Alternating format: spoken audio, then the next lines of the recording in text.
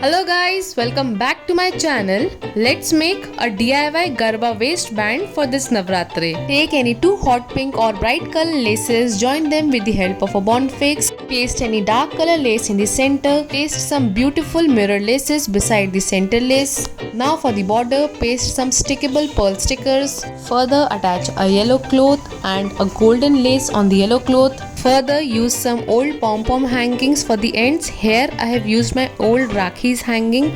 You can even use some pom-pom lace. To give the proper Garba look, take a COWRY shell lace and stitch this from the back side as seen in the video. Now stitch two more laces from the back side of the band. This will help us to tie the band on our waist very nicely. So here our DIY waistband for Garba night is ready.